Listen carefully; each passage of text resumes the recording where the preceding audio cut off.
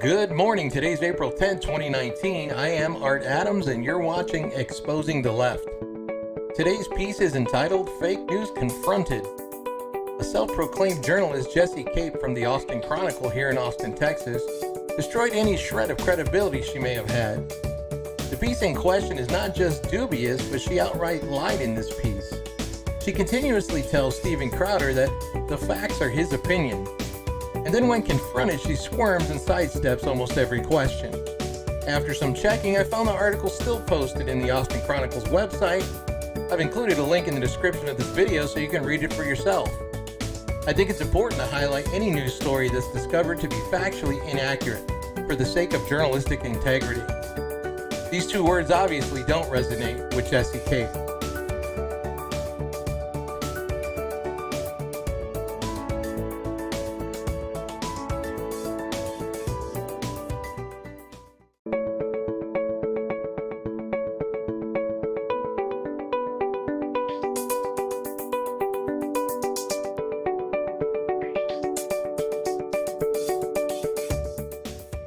Do you consider yourself a journalist? No. Okay. What Do you? under this, sir, I do not appreciate the sarcasm. Question of the day, where were you when you realized that journalism wasn't what you thought it was? It was probably me with Dan Rather forging documents. That was one. And now we're talking about fake news. When Walter Cronkite said, I believe the quote was, "You can't be a reporter and not be somewhat of a liberal." I remember that hit me like just a blast of cold water, because we're about to show you an unedited interview with the writer of an article at the Austin Chronicle. I think Sven Computer has this as an overlay. It was an article written about the recent Crowder confronts. Yep. About the video. Never featured the video, just No. riddled with Went out of its way inaccuracies. not to feature the Yes. So we tried to reach this girl, and we weren't able to reach the author. And then she called us back, so that's what you're about to hear. Hey, here's the thing. It's not about the Austin Chronicle, right? I mean, I get it. Not many people read it. What it's about is the media at large. This has been going on. I've encountered this with Daily Beast, with Washington Post, with Sky News. You were there when we did this with Sky News. Yep. It's about the media getting away with this scot-free for so long. Yep. And we just can't. It's kind of like the Crowder confronts. We just can't allow it to continue. So hope you enjoy the phone call. Steven Crowder. Hi, this is Jessi Cape. Hey, Jessi, how are you? I'm well. How are you? I'm doing well. I'm glad we were able to connect finally. Absolutely. Thanks for reaching out. Sure. Well, I know the first thing is I know you were looking for someone to comment from my side here on the story. I had some questions for you. Curious as to you wrote an article about a video exclusively, kind of a play-by-play, but never included the video. Why's that? Sure. Well, it's pretty easy to find. I did include the title and mention the platform, YouTube, that it's on, so anyone who can use the internet can find that. But I do have some questions for you, actually. Sure, but why wouldn't you embed it then streamline. at that point? I don't understand, because some of the inaccuracies I'd like to go over are clearly stated in the video, or at least featured in the video. So is there a reason you didn't embed it? Well, I just specifically said that. We chose not to do that, but I did include the title and the platform that it's on. So, Why? That's my answer. So if you would like to tell me about the inaccuracies that you found, I'm Sure. happy to hear you out, and I'd love to hear those. Absolutely. Well, first off, I'm glad we're finally speaking, because the first inaccuracy, I mean, you didn't reach out to me at all directly for a comment or for my side of the story, which surprised me, considering this is reporting. So the Well, video I points did out reach the to inaccuracies in her CRTV, and article. I put that in there. I have the email That's thread, the reason she and didn't I'm happy embed to it. provide you with that. Sure. Well, I know you reached out to a generic page on CRTV that I don't work for them. We have a partnership agreement, and you were advocated to go to my social media pages. All my producers, their emails are there. We have a very quick, simple contact me page, and I know you wrote that you were not about to, quote, fall into that trap. So what trap is that?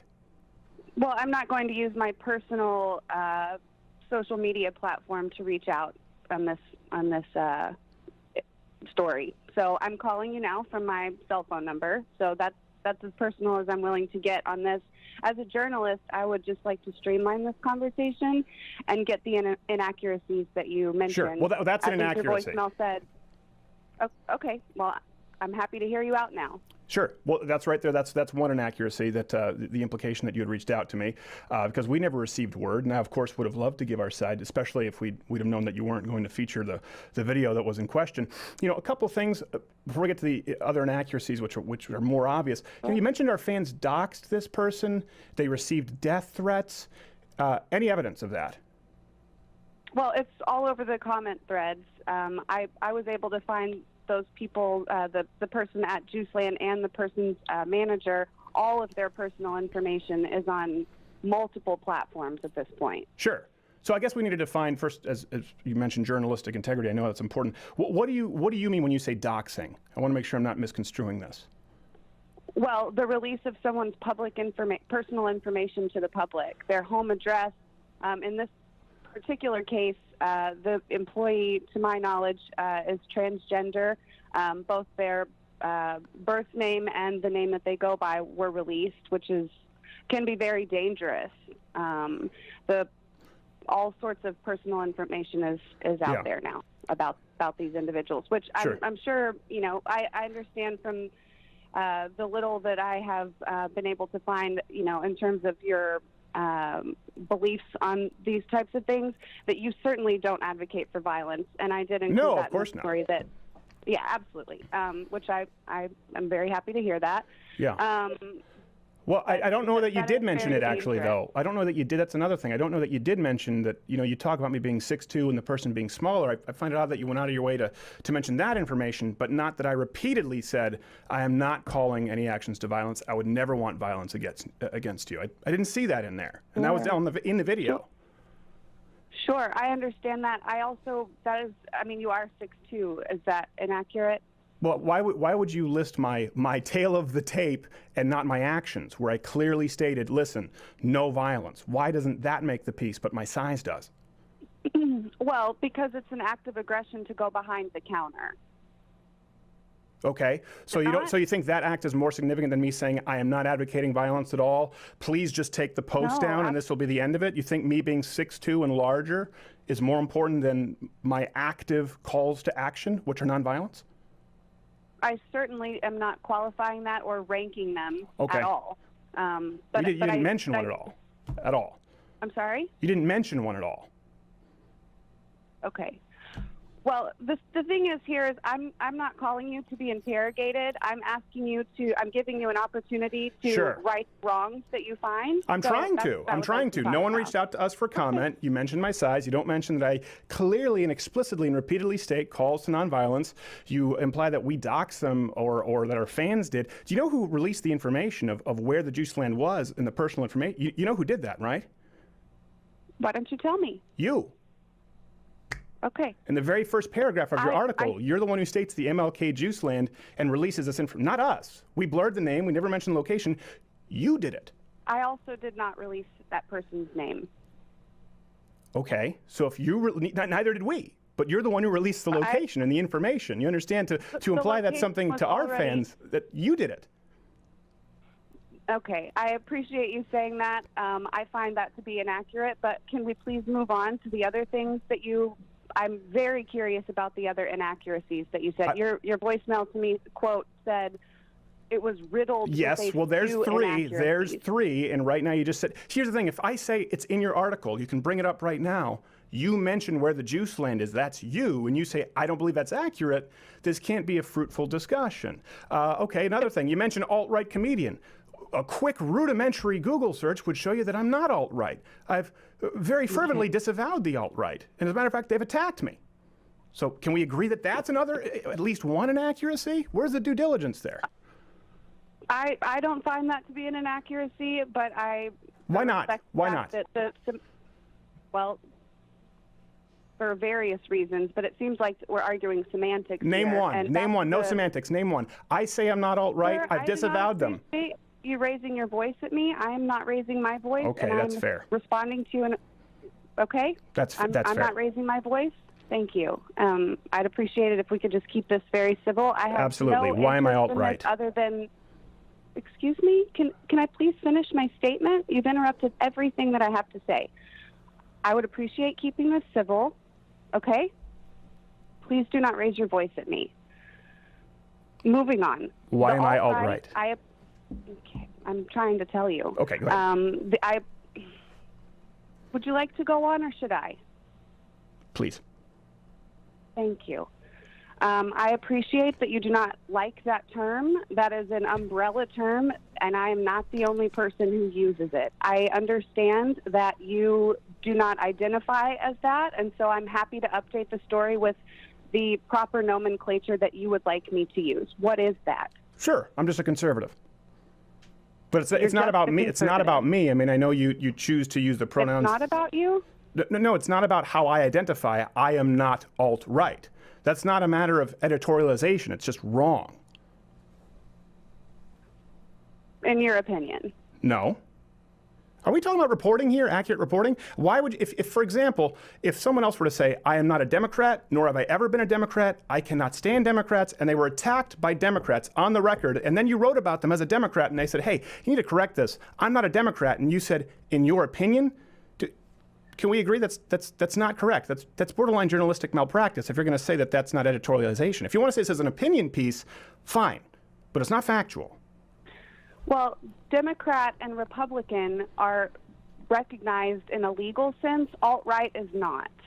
That is a descriptor. Okay, so that's how we get around it. But would you say it's at the very least, a rudimentary Google search would help, considering I've been one of the most active people at the forefront of not involving myself with the alt-right? Well, I guess perhaps maybe we could just discuss what your issues with the alt-right are that make you want to be so far away from them that you're willing to have. Sure. Yeah. Well, I'm just not. Well, because I know it's a focus on that. Sure. Well, I know you mentioned it as a catch-all term, and I know that people at your paper have used it to refer to people under a catch-all umbrella, including National Socialist, which I'm not. I'm not a nationalist. I am not under the I know the implications that I'm a racist. I'm not that. I just haven't really identified as alt-right ever. I've clearly, explicitly listed my values. I'm a traditionalist, constitutionalist, conservative. You can call me a federalist. But again, I think you know why you use the term alt-right. You mentioned you didn't find the original post. I found that curious. You mean the original Facebook posts that we included in our video? You weren't able to find those? I absolutely found yours, but I could not find the other ones because that person has deleted all of their social media accounts. Okay. So but you can find those. I know you did also, again, in the video. This is why showing the video when an article, the play-by-play of a video, is so important. This person admitted on camera to posting those in the video. That's not mentioned either. I watched the video. Okay. Would you be willing to send me the information that you have, the comments, the screenshots, those things, to my email address? I would love to see the originals that you posted in the video. Sure, absolutely. The person in the video in question, Cameron, says that they are her posts. Okay. Should that be included? It's up to you. Would you like me to include that? Well, what's the implication if you say I wasn't able to find the original posts and never mention and never show the video, never mention that in the video this person in question says, yeah, of course those are my posts? Is that not relevant? Okay. I suppose that it is. I'm happy to quote you as saying that you believe that it's relevant. Would you like me to do so? Absolutely. More than happy to have you quote me on that. But I would prefer it if you quote this person in the video saying those are absolutely my posts. Shall I send a time code? Should you send a what? I'm sorry, the phone cut out. Shall I send a time code, a timestamp to the video where this statement is made? I watched the video. I'm aware. Okay. So why didn't you include it? I did not include the video. I've already. No, why did you not include this person saying that these are my posts? Your article leaves it to imagination as though we made up posts, as though you couldn't find them, as though there's no evidence. The evidence is an admission and screenshots. The person admits in the video. That is relevant information if we're going to be practicing journalism, is it not? Sure. Again, I did include the quotes. Did I not? The quotes I'm looking at the article right now. The person saying, those are my posts? It says, according to screenshots posted by the Crowder camp in a YouTube video, and it goes on, which I specifically mentioned there that I've redacted that name. So no, back to your earlier statement that I released that information, I have redacted that person's name. Okay. But anyway, Just to be clear, what does redacted mean? Removed the name for safety purposes, is which I right. So it's clearly been removed stated in the article. Now. Yeah, it's been removed now. Yeah. Which I appreciate. I actually do that you blurred out the name just on your video. Sure. But again, all of that, I realize you cannot, control what your commenters do. I understand that completely. Neither can I. Sure. You'll notice on our article, clearly there's nothing you can do about commenters. I understand that. Right. But going on. No, and I appreciate that. Listen, I know you would not advocate violence, nor would you tacitly approve of someone actively posting a plot to slash tires, or with someone else was firebombing the van. These go on for a long time, but it does embolden these people. Again, it goes back to, you did not include the quote where this person said that they were this person's post on Facebook. So no, that is not included in there. And when you say I couldn't find the original posts, talk about how I'm 6'2" and not my active call to nonviolence. This is an inaccurate piece. It's riddled with inaccuracies. Okay. Like we said, we've been through 4 or 5 now, and I'm not in control of my fans, but I am not judging you for anything your fans have said. I am calling to your attention the things you've said. I understand, and my actual statement is we have yet to obtain the original posts, and the employees' social media accounts appear to be deleted. From what we can gather online, the following is the basic rundown. Yes. So would you not deem it relevant that the person gathering online is in the video, the person in question said, these are my posts. Of course, these are my posts. Is that not relevant? I suppose that it is, and I'm happy to quote you on that. Is that, yes. No, don't quote me. Quote them on it. You said you've seen the video. Quote them on it. Them saying, of course, those are my posts. I don't need you to quote me. This person said it. It's on camera. Is that in question? Are you disagreeing with me on that? I'm confused here. I never said that I disagreed with you. So then why Please isn't it do in not there? put words in my mouth. So then what is the issue here? Don't quote me. Quote the person in question who said, of course, this is my post. Otherwise, it's activism, not journalism. Excuse me? Otherwise, it is activism, not journalism. Okay. Do you consider yourself a journalist? No. Okay. What? Do you? Under this, sir, I do not appreciate the sarcasm. No, do you? Of course I am. Okay. Well, it was not sarcastic at all. I wasn't quite sure from this conversation. I thought maybe you were an op-eds person, which is totally fine. I have no problem with someone who's an op-ed writer, who's an opinion writer. I have no problem with that if it's clearly, explicitly stated in the piece. Okay. I understand that, going back to it, you are upset that I mentioned your height. But no. the entire... Excuse me? No. Okay. Well, could I finish, please? I understand that you have mentioned that I mentioned your height multiple times. So the reason that I did that, which I'm pretty sure reads very clearly, that the reason that is relevant is because you did walk behind the counter of a business. Yes.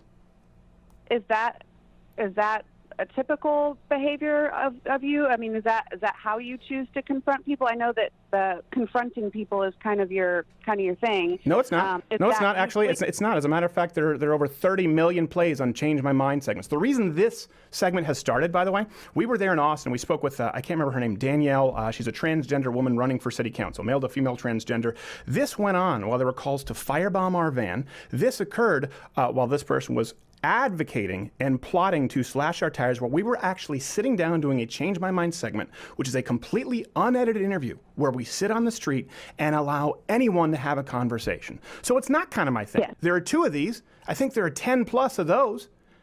And this is just when people advocate violence. No, it's not my thing. This person's thing is advocating violence. My issue here is not that you list my height. The issue here is that you write an article where you say you couldn't find the original posts. You never quote the person in question who openly says, of course, those are my posts. You do not show the video. You refer to me as alt. I'm just going to finish here. You refer to me as alt-right. You mention my height and not my active call to nonviolence. Again, I state, this is a piece very selectively choosing facts, if we want to call it those, and it's activism, not journalism. And I would just appreciate if it's labeled such. I don't care if you list my height.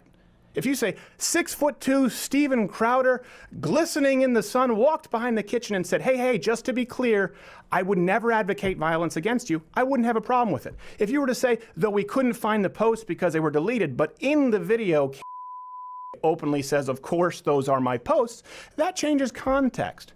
Because if people understand that this, of course, was the person in question, plotting to slash tires, talking about making sure that I don't expose myself or am ever vulnerable again, and they understand that I'm simply asking this person in the video to remove it, and that would be the end, I think that changes the context of the piece. Would you not agree? I understand where you're coming from, but to clear up the inaccuracies that you just mentioned, I did quote that person 3 times. 3 times saying, of course, that is my post. The fact that I did not include that one statement does not It change verifies the fact that accuracy of the statement. It is pivotal. Of course, listen, you can quote them saying Steven Crowder's mean all you want. That's complete. It could not be less relevant. That is not. Did you read the thing? I have it right in front of me. Nowhere is it included. Too, and 0 places. That statement is not, but 3 statements in a row are, including the one in which this person said that he. Does she just not get it? I would just remove the signs and slash his tires. That's the part you had an issue with. There was also a part that I included in which that person said, I worked with some on the Robert E. Lee statue. I included that as well. So the idea that I was just falsely portraying this person as being completely innocent is completely off base. You falsely portrayed the accuracy of what we had posted, saying you could not find it, and you did not include the video, nor the quote from the video where this person confirms that it was indeed them. I think that's pretty important. It doesn't matter if you say, Steven Crowder said this happened, but I wasn't able to confirm any of it, when you don't post the video and you don't post the quote from said video of the person saying, of course that's me. So now you see why the video is kind of key here, and it's curious that you didn't include it, because at least people could watch it for themselves and go, oh, of course this transgender person at Juiceland said that's me, those are my posts. Well, that puts it to bed. Sir, I've gone over this multiple times. What I would also like you to do is answer my question about whether or not you feel that it was an act of aggression to go behind the counter and hover over that person within 1 foot of his face. Is that an act of aggression? No. You don't believe that it is? I do not believe that it is when I walk back and say, just to be clear, I am not advocating violence. I would like you to remove this active call to violence against me, and that'll be the end of it. And the person says, no, I'm not going to remove my post. I don't believe so. I don't. But I am totally fine with showing all of the video, gather whatever you can. I think this person might have some more footage for you. We've said anyone who has any footage from it, please send it in. I am very comfortable with allowing people to see all of it, as much context as possible, and making their own decisions. I understand that. Why do you not feel that that is an act of aggression to go behind the counter of someone's workplace and stand within 1 foot of their face? I just answered. Why do you not think it to be journalistic malpractice when you do not quote someone admitting to a crime on camera? Sir, you have yet to answer my question. I just did.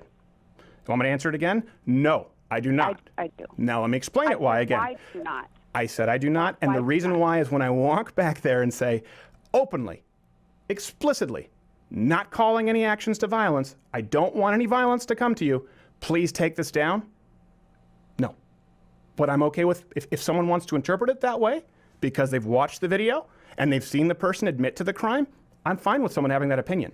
What I'm not okay with is a journalist going out there selectively writing an article, omitting facts, omitting key details as to confirmation of the authenticity of these acts, and allowing this to pass as journalism. That's what I have a problem with. I'm fine with anyone having any opinion of me that they want, so long as it's based on accuracy. Your piece isn't. In your opinion. I also have one question. No, not in my opinion. Not in my opinion. I have one question about the update that I posted at the end of the article from APD, Austin Police Department, that there's 2 case numbers associated. Yep. One is criminal mischief, and the other is criminal trespass. To my knowledge, the criminal trespass is based on the report that Juiceland employees filed against you and your team. Has there been any update on that? And do you consider that to be trespassing? Well, Were you trespassing? There is no update on it. The police said as long as I don't go back in a year, it's fine. It was a notice. Sure. The other one is ongoing, and it's been passed on to a detective because there's much more serious criminal activity. I'd be happy to send you the Austin PD if you'd like. The report? Yes, I'd be happy to direct you to them. They were pretty clear that one's a notice. Don't come back. That's not a crime. Don't come back within a year. Then it would be trespassing. One is an ongoing investigation because of some information which we actually omitted for safety purposes. There's more evidence that we didn't include. But again, you can bet that the detectives and the police will be doing their due diligence to look into the quotes and posts and ensuring the accuracy when they are currently doing so. Yes, I posted that myself, so I am aware of that. Yeah. I was just giving you an opportunity to add anything else regarding that specific part of the story. Update if you would like. No, we'll find our juice elsewhere for the next year. So we were happy to just get a warning. Okay. And is there anything else that you find to be inaccurate in the story? That I find to be inaccurate? The whole story, yeah, basically the whole theme of the story, the whole spirit of the activism of the story disguised as journalism. That's what you have a problem with, is the theme? I have a problem in this area of, here's what I have a problem with. Do you really want me to answer your question? Well, I wouldn't have asked you if I didn't want an answer. I just say it because I think you might not like the answer. I'm going to try and be as calm and civil as possible, but also as honest as possible.